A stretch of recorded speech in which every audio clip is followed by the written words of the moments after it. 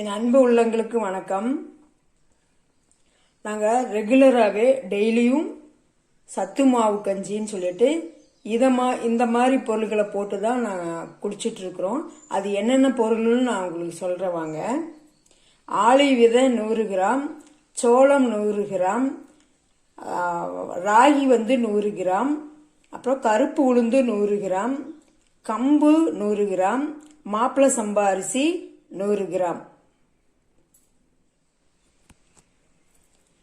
பிஸ்தா ஒரு 10 பருப்பு எடுத்துருக்கிறேன், ஏலக்காய் ஒரு 4, முந்திரி ஒரு 20, பாதாம் பருப்பு ஒரு 20 எடுத்து வச்சிருக்கிறேங்க. இது எல்லாமே நம்ம இரும்பு கடாயில் தனித்தனியாக வறுத்துக்கலாம், எல்லாம் ஒன்றா வறுக்கக்கூடாது. ஏன்னா சில சிறுதானியங்கள்லாம் டக்குன்னு வறுபடாது.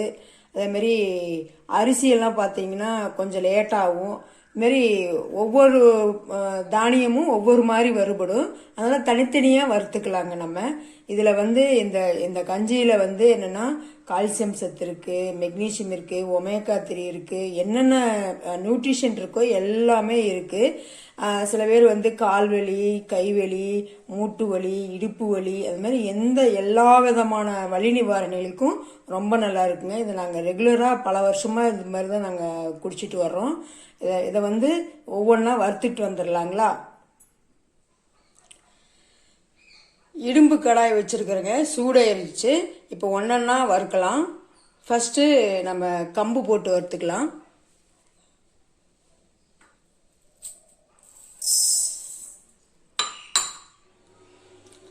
கம்பு பாருங்க நல்லா பொரிஞ்சு வந்துருச்சு, பொறி மாதிரி வெடிக்குது பார்த்தீங்களா. இந்த அளவு நம்ம வறுக்கணும். நல்லா சிறுதானியனால் நல்லா வறுக்கணும். பாருங்க, சோள பொரியெல்லாம் பொரியும் இல்லைங்களா, அதுமாரி நம்ம சாதாரணமாகவே குழந்தைங்களுக்கு என்ன பண்ணலாம், இதுமாரி ஒரு கம்பு ஒரு ஒத்த கை வச்சு போட்டு கூட நம்ம டெய்லியும் ரெகுலராக ஈவினிங் டைமு கம்பு, சோளம், ராகிலாம் போட்டு இந்த மாதிரி நல்லா பொரிஞ்சு வரலும் நல்லா வறுத்து கொடுக்கலாங்க. இதை இப்போ நம்ம எடுத்து கொட்டிக்கலாம்.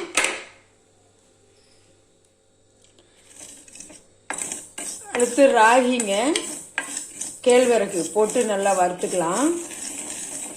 எப்பவுமே வறுக்கிறப்ப நீங்கள் ரொம்ப வேகமாக வைக்க வேண்டாம், மீடியமாக வச்சுக்கோங்க. அடுத்து மாப்பிளை சம்பா அரிசி போட்டு வறுத்துக்கலாம். எண்ணெயே ஊற்றக்கூடாதுங்க. எண்ணெய் ஊற்றி மறந்துட்டு கூட எண்ணெய் ஊற்றிடாதீங்க. எல்லாமே ட்ரையாக தான் வறுக்கணும். அதுவும் இல்லாமல் இந்த இரும்பு சட்டியை யூஸ் பண்ணிக்கிங்க. ஏன் இரும்பு சட்டியில் வறுக்கிறோம் அப்படின்னா, நமக்கு இரும்பு சத்து கிடைக்கிறதுக்காக தான் இரும்பு சட்டியில் நம்ம வறுக்கிறோம். அது ரொம்ப உடம்புக்கு நல்லதுனால முடிஞ்சளவு இரும்பு சட்டி உள்ளவங்க இரும்பு சட்டியில் வருங்க. மாப்பிளை சம்பா அரிசி நல்லா வறுபட்டுருச்சுங்க, இதை எடுத்துடலாம். சோளம் பாருங்க எப்படி பொரியுதுன்னு, பொரியாவே வந்துருச்சு.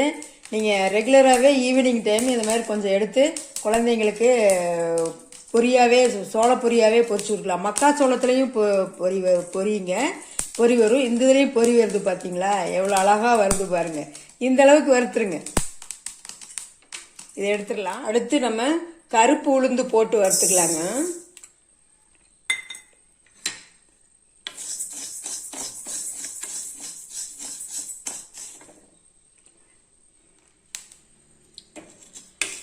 முக்கியமாக வளர்கிற குழந்தைங்களுக்கு பார்த்தீங்கன்னா இந்த கருப்பு உளுந்து அல்லது கருப்பு உளுந்து கிடைக்கலனாலும் வெள்ளை உளுந்து கிடைச்சாலும் ஓகே. ஆனால் உளுந்தில் உளுந்தங்கஞ்சி, உளுந்தக்களி இந்த மாதிரி பவுடராக செஞ்சு சாப்பிட்றது அது மாதிரி கொடுங்க குழந்தைங்களுக்கு. எஸ்பெஷலி பொண்ணுங்களுக்கு யூட்ரஸ் ப்ராப்ளம் எது இருந்தாலும் சரியாயிரும். இடுப்பு வலி, முதுகு வலியெல்லாம் லேடிஸ்க்கு 30 வயசுக்கு மேலே வரும், அதெல்லாம் சீக்கிரமாக க்யூர் ஆயிரும். உளுந்து நல்லா வறுபட்டுச்சுங்க. இப்போ உளுந்து எடுத்துடலாம். உளுந்தை பொறுத்தவரை நல்ல வாசம் வருங்க, உளுந்து வாசம் வரும். அந்த வாசம் வந்ததுனாவே கொஞ்சம் கலர் சேஞ்ச் ஆனாவே எடுத்துருங்க. அடுத்து நம்ம ஆளி விதை எடுத்து வச்சிருக்கோம்ல 100 கிராம், அதை போட்டுக்கலாம். ஆளி விதை அவ்வளோ டீப்பாக வறுக்க தேவையில்லை.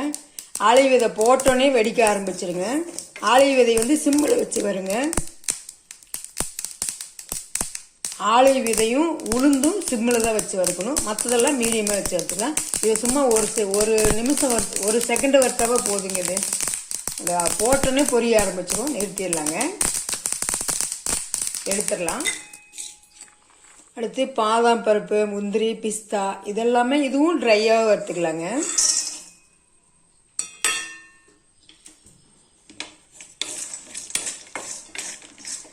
அதாவது நம்ம வந்து அரிசி கேழ்வரகும் வறுக்கும்போது மீடியமாக வச்சு வருங்க. அது வந்து ரொம்ப ரொம்ப வறுத்தாதான் வெடிக்க ஆரம்பிக்கும். மீடியமாக வச்சு வருங்க. ஓரளவுக்கு வறுத்தோடனே நான் பார்த்தீங்க இல்லையா, நான் காட்டினேன் இல்லைங்களா, அந்த இது வந்தோடனே நீங்கள் வந்து அந்த பதம் வந்தோடனே எடுத்துருங்க. பொரிய ஆரம்பிச்சிடனே, வெடிக்க ஆரம்பிச்சோடனே எடுத்துருங்க. அப்புறம் நம்ம வந்து உளுந்து, சோளம், அப்புறம் ஆலிவ் விதை, இதை மூணையும் என்ன பண்ணுங்க, ரொம்ப சிம்மில் வச்சு வருங்க. ஏன்னா சோளம்லாம் வெடிக்கும், வெடிச்சுன்னா கண்ணில் படும். அது மாதிரி ரொம்ப கேர்ஃபுல்லாக வச்சு வருங்க, வறுத்து எடுத்துக்குங்க. இது நம்ம அப்படியே வெறுமனாவே வறுத்து எடுத்துடலாம். போதுங்க, இந்த அளவு வறுத்தா போதுங்க, நிறுத்திடலாம் அடுப்பை. நம்ம வந்து இந்த வறுத்த பொருள்கள்லாம் ஆறட்டுன்னு அரைச்சிக்கலாங்க. அதுக்கப்புறம் அரைக்கும்போது நான் காட்டுறேன். வறுத்த பொருள் எல்லாம் நல்லா ஆறிடுச்சுங்க. நல்லா ஆறுனதுக்கப்புறம் தான் நம்ம வந்து அரைக்கவே ஆரம்பிக்கணும். இப்போ நான் இதெல்லாமே 100 கிராம் போட்டேன். அதனால் வந்து எல்லாம் ஒரு அரை கிலோ தாங்க வந்திருக்குது. அந்த மிக்சிலேயே நான் போட்டு அரைச்சிக்கிறேன். நீங்கள் வந்து ஒரு 150 கிராம் அல்லது ஒரு 200 கிராம் ஒவ்வொரு இதுவும் ஆட் பண்ணிங்கன்னா இப்படி 1 கிலோ மாதிரி வந்துடும். அப்படி 1 கிலோ வந்துருச்சுன்னா நீங்கள் வந்து மெஷினில் கூட கொடுத்து அரைச்சிக்கலாம். நான் வந்து கொஞ்சமான குவான்டிட்டியாக இருக்கிறதுனால நம்ம மிக்சிலேயே போட்டு அரைக்கிறேங்க.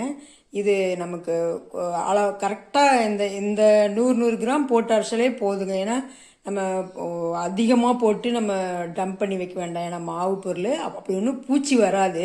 எல்லா பொருளும் வறுத்துருக்குறோம், பூச்சி வராது. இருந்தாலும் நமக்கு அளவளவாக போட்டு நம்ம செஞ்சுக்கலாம். முதல்ல பாதாம், பிஸ்தா, ஏலக்காய் இதெல்லாம் நம்ம வறுத்துருமோ இல்லைங்களா, இதை அரைச்சிக்கலாங்க. இதை அரைச்சிட்டு அதுக்கப்புறம் நம்ம தானியங்கள்லாம் அரைச்சிக்கலாம். பாதாம், முந்திரி போட்டிருக்கிறதுனால வந்து நம்ம ரொம்ப மைய அரைச்சிடாதீங்க. அது வந்து கட்டி மாதிரி வந்துடும். இந்த மாதிரி கொஞ்சம் குறைனே அரைச்சிக்குங்க. முந்திரி வந்து பாதாமில் வந்து எண்ணெய் இருக்கிறதுனால, வறுத்துருக்கிறதுனால நம்ம கட்டியே வந்துடும். நீங்கள் இந்த மாதிரி குறைனே அரைச்சிக்கோங்க. இந்த மாதிரி அரைச்சிக்கோங்க, நல்லா பவுட்ரு மாதிரியே அரைச்சிக்கோங்க. நம்ம மெஷினில் கொடுத்தா எப்படி அரைக்குமோ அது மாதிரியே அரைச்சிக்கலாம். கொஞ்சம் ஒரு ஸ்பீடு வச்சிங்கன்னா நல்லா அரைச்சிரும். இது மாதிரி அரைச்சிக்கோங்க, ஏன்னா வறுத்துருக்குறோம்ல, நல்லா அரைப்பட்டுரும். மிக்சியில் அரைச்சதுனால கொஞ்சம் சூடாக இருந்துச்சுங்க. ஒரு 10 நிமிஷம் விட்டுட்டேன், நல்லா சூடு ஆறட்டும் அப்படின்னு சொல்லிட்டு. இப்போ வந்து நம்ம இந்த மாவு கூட என்ன பண்ணலான்னா, சுக்கு பொடி இருக்குது இல்லைங்களா, அது வந்து ஒரு 2 ஸ்பூன் சுக்கு பொடி போட்டு நல்லா கலக்கிக்கலாங்க. இந்த மாதிரி ஸ்பூனில் 2 ஸ்பூன் போட்டேன். நீங்கள் வந்து கஞ்சி வைக்கும்போது கூட சுக்கு பொடி போட்டுக்கலாம். அது வந்து நம்ம அப்படி போட தேவையில்லை, இப்படி போட்டு கலக்கி வச்சுக்கிட்டோம்னா நல்லாவும் இருக்கும். ரொம்ப நாளைக்கு வரும். ஒரு குறைஞ்சபட்சம் ஒரு 2 மாதத்துக்கு வச்சு யூஸ் பண்ணலாங்க. இப்போ அதை நம்ம நல்லா நீட்டாக கலக்கி விட்டுட்டு டப்பாவில் போட்டு வச்சிடலாம்.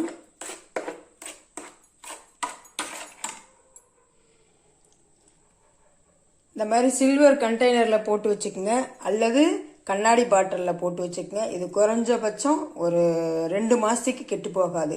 நீங்கள் ஃப்ரிட்ஜில் வைக்க தேவையில்லை, எங்கேயும் வைக்க தேவையில்லை, நீங்கள் வெளியிலேயே வச்சுக்கலாம். ரெகுலராக யூஸ் பண்ணுற மாதிரி இருந்துச்சுன்னா வந்து 2 மாதத்துக்கு தாராளமாக வரும். அதில் நான் ஸ்டோர் பண்ணி வைக்கணும், இல்லை வாரத்தில் 1 நாளைக்கு 2 நாளைக்கு தான் குடிப்போம், அதனால் வந்து நாங்கள் ஸ்டோர் பண்ணி வச்சுக்கிறோம் அப்படின்னு சொன்னாலும் 2 மாதத்துக்கு இது வந்து கெட்டு போகாது. ஏன்னா வண்டு வராது, பூச்சி வராது. எல்லா தானியங்களையெல்லாம் நல்லா வருங்க. ராகியை மட்டும் கொஞ்சம் கலர் சேஞ்ச் ஆகி அந்த ராகி வாசம் வந்தோடனே நிறுத்திடுங்க. ஏன்னா ரொம்ப ஓவராக வறுத்தீங்கன்னா கருகி போயிடும் ராகி மட்டும். மற்றபடி வந்து நான் எப்படி சொன்னோம் அதே மாதிரி வறுத்துக்கோங்க. அல்லது கண்ணாடி பாட்டிலில் கூட போட்டு வச்சுக்கோங்க. பிளாஸ்டிக் பாட்டில் மட்டும் தயவுசெய்து போடாதீங்க. இது நம்ம இப்போ வந்து கஞ்சி வச்சிடலாங்களா? எப்படி கஞ்சி வைக்கலான்னு பார்க்கலாங்களா?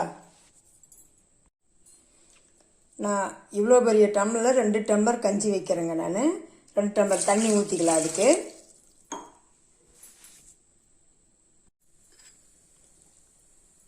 இவ்வளோ பெரிய டம்ளருக்கு 1 ஸ்பூன் இதில் மாவு போட்டுக்கணுங்க.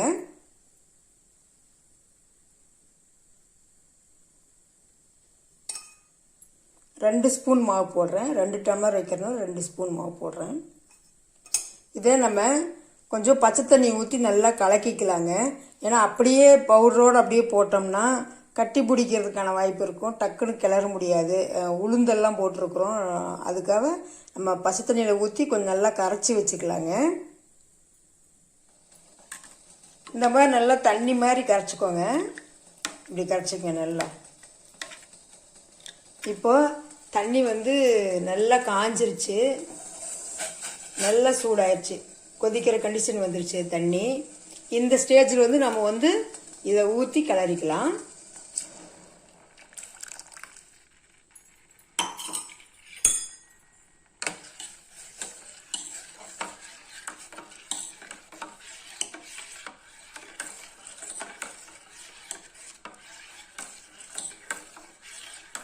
நல்லா ஒரு 5 நிமிஷம் நல்லா கிளறணுங்க. அப்போ தான் நல்லா கொதிச்சு வெந்து வரும்.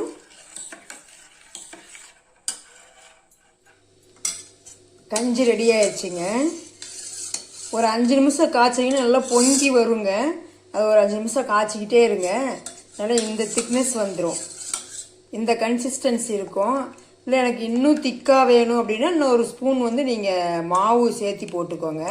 இது வந்து நாட்டு சர்க்கரையும் போட்டுக்கலாம், இல்லை ஒயிட் சர்க்கரை அஸ்காவும் போட்டுக்கலாம். நான் வந்து நாட்டு சர்க்கரை போடுறேங்க. நாட்டு சர்க்கரை ஒரு 2 ஸ்பூன் போடுறேன்.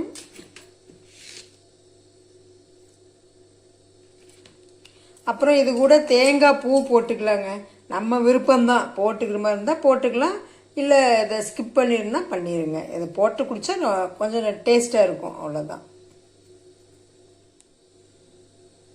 உப்பு வந்து ஒரு பிஞ்சு போடுறேங்க, அப்போ தான் கொஞ்சம் டேஸ்ட்டாக இருக்கும்.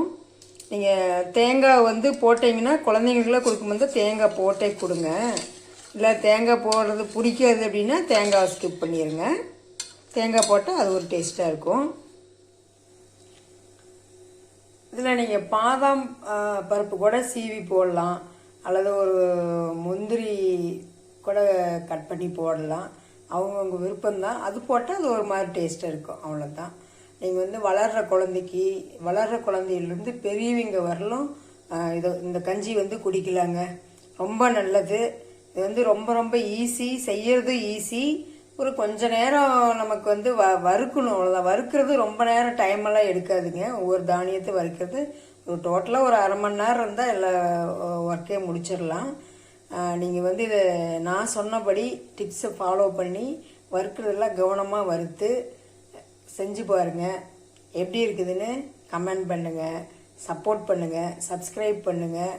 தேங்க்யூ.